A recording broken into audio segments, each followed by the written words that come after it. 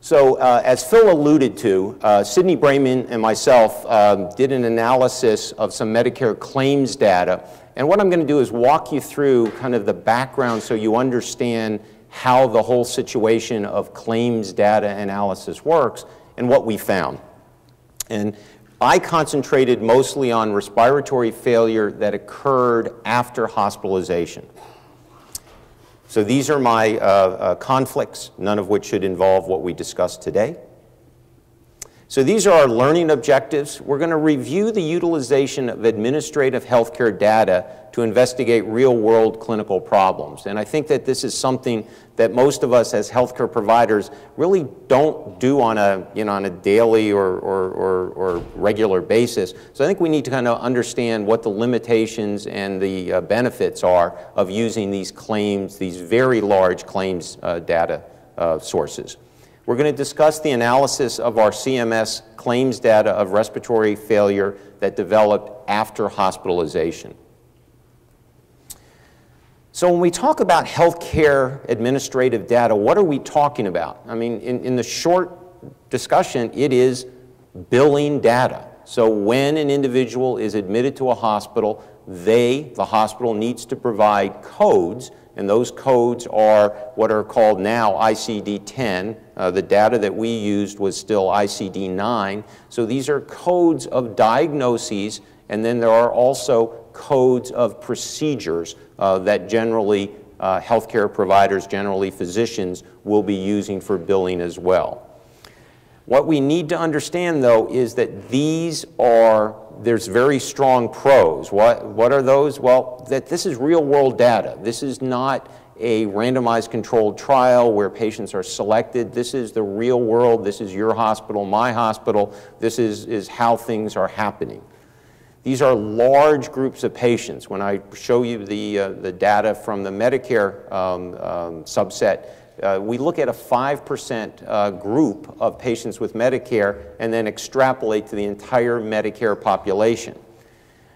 There's no additional cost, there's no additional extra work in collecting the data. The data is there. It's all about analyzing the data. And we can look at long periods of time and we can compare periods of time over decades. So what are some of the cons? So these data are billing data. Individuals will ask, well, what was the blood pressure? What was the respiratory rate? None of that data is available. What we have are codes, and what we're going to do is use those codes in a way that we can determine whether the respiratory failure was present on admission or occurred after 24 hours, but that's really what we're able to tell. Once again, case selection is based on the codes, and you do need to have some validation studies, and I'm going to actually show you a validation study that came out very contemporaneous to as we were working on this, that really does speak to how good the codes are for defining mechanical ventilation. And once again, we are not able to prove cause and effect. What we are able to say is that we are going to show that there is an association, and it really is, I would say, hypothesis generating, that we take this study, the study that Sidney is going to discuss, and move forward and try to come up with better and further studies to examine these problems. And as a way of an example, this is from our cardiology individuals that found a similar problem and published it in JAMA in 2014. And what they did is they, very similar to us looking at administrative claims data, looked at individuals that had ST segment elevation MIs and those that were identified in the emergency room, present on admission, and those individuals that developed ST segment elevation myocardial infarction while hospitalized. As you know, ST segment elevation MIs require prompt diagnosis, prompt initiation of therapy, usually interventional therapy. So about 5% of ST segment elevation MIs occurred after hospitalization. And if you look and compared inpatient versus outpatient, so once again, these are individuals that were admitted for another problem, and unfortunately, develop their MI in the hospital. You would think that would be the best place for them to develop their acute myocardial infarction. No. In fact, the individuals that were diagnosed in the emergency room with an ST segment elevation MI had a mortality rate of 9%, but if you developed your heart attack once you were hospitalized, the mortality rate was over threefold higher. It was 33%. So using that as the basis, that's the hypothesis that I used in analyzing our data. So the hypothesis is that acute respiratory failure diagnosed after hospital admission, which I will call hospital-acquired respiratory failure, has an increased mortality compared to acute respiratory failure diagnosed on hospital admission. This is the methodology, and it is a little complex, but I'll walk you through it. It really isn't. First of all, there is Medicare standard analytic files that are randomly selected 5% group of all individuals that had inpatient admissions to short-term acute care hospitals. So once again, a random sample, 5%.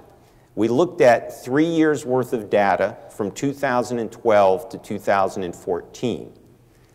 We used ICD-9. Once again, this was pre-2014. ICD-10 was not in place yet. And we used procedure codes for ventilation or ICD-9 diagnosis codes for acute respiratory failure to make the diagnosis of respiratory failure. However, those codes do not have a timestamp. Those codes are used by the hospital at hospital discharge to give a diagnosis. So there is no, this occurred on day 4 of hospitalization, this occurred on day 1. What we used to, as a surrogate, is the physician billing codes. So the physician billing codes are also ICD-10, and what we said was, if on any day 2 or greater, 1 or more of the physician visits use the diagnosis of acute respiratory failure or a CPT code for critical care, that's when we started the clock as when the respiratory failure started. So once again, the ICD-9 codes for the hospital are not time-stamped. So that's why we needed to use the physician billing codes. So these are the results. First of all, we classified the individuals into 2 separate cohorts. One were medical DRGs, the second was surgical DRGs. And there were about 16,000 patients that had a medical DRG that developed respiratory failure after hospitalization.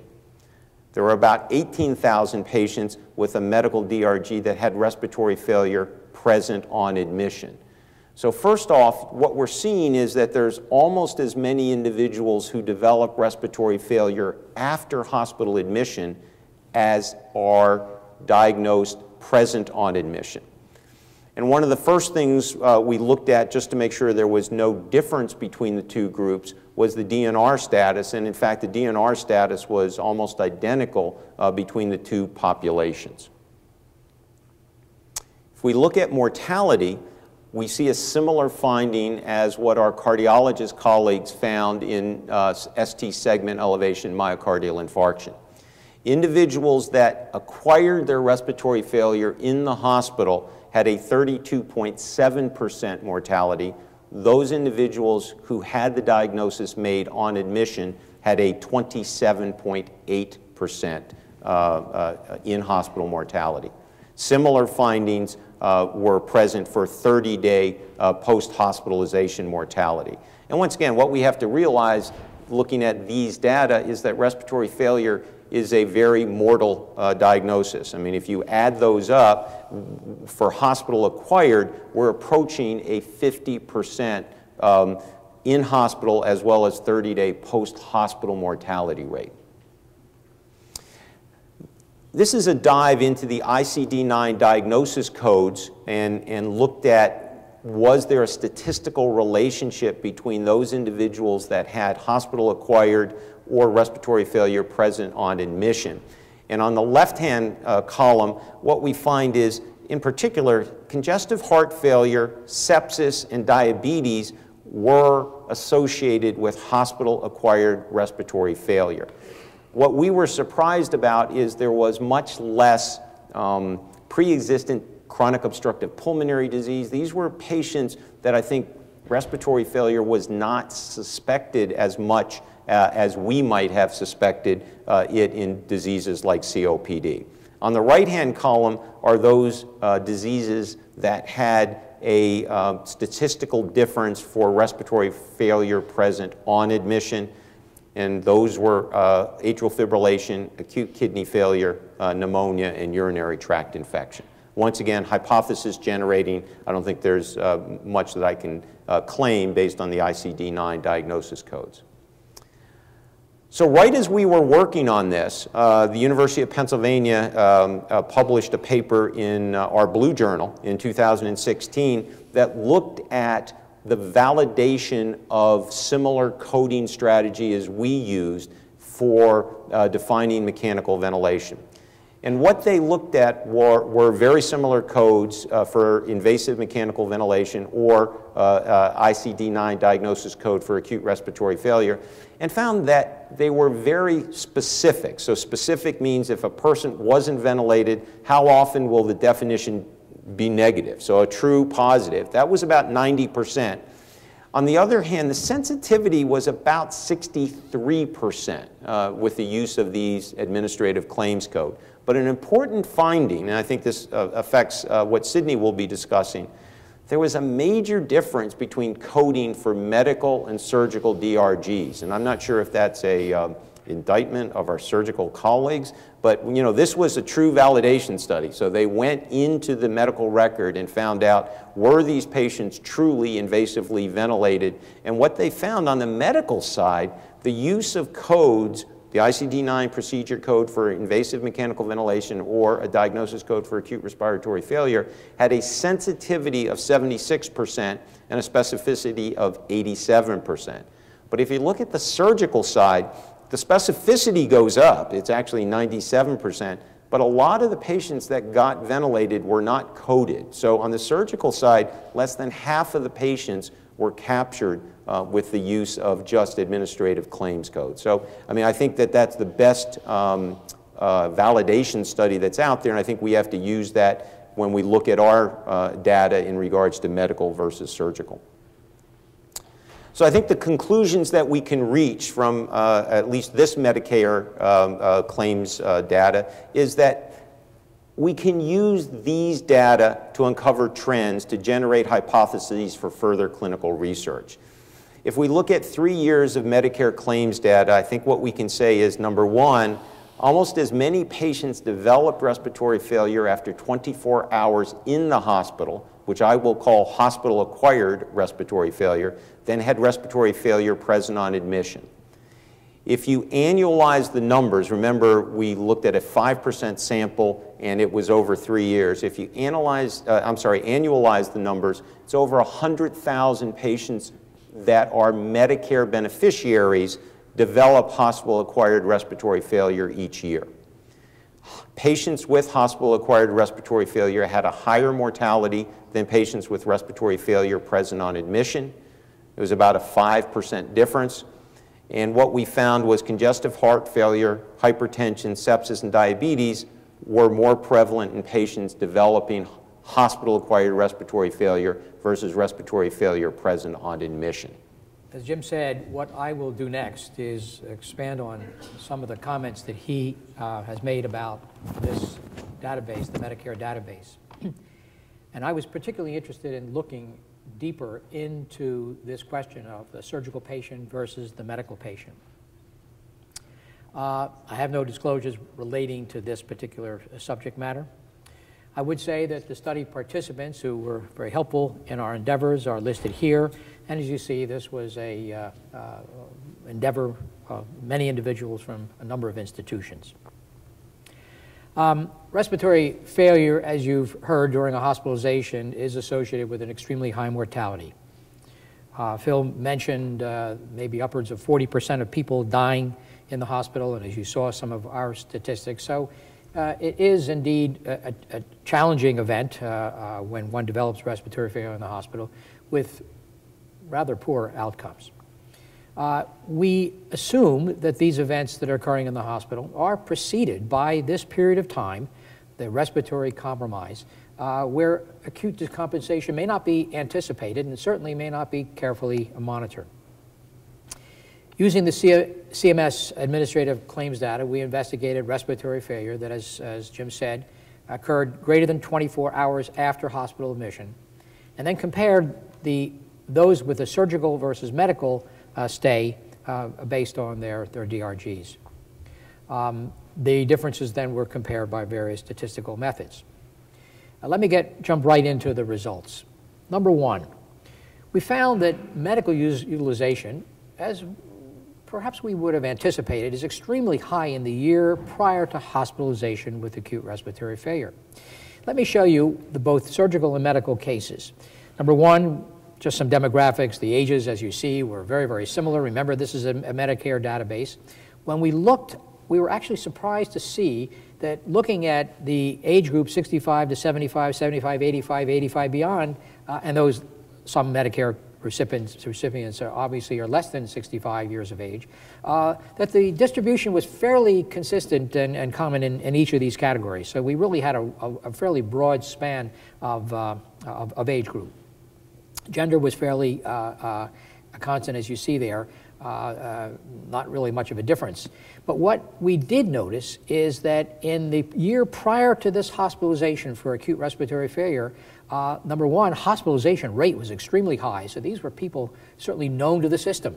They were previously hospitalized, and certainly more commonly in the surgical patient, which kind of surprised us. But this was obviously a group of people that had high utilization and were coming in for a surgical procedure. Also, look at the incidence of, in this case, in previous nursing home in the last year. 26%, a quarter of the patients who came into the hospital, who developed respiratory failure in the hospital, had been in a nursing home the year before, much less, as you see, significantly less in the surgical patients. The second, and this was alluded to by Phil, is the medical comorbidities were very, very common in the year prior to admission. These are not a very healthy group of people.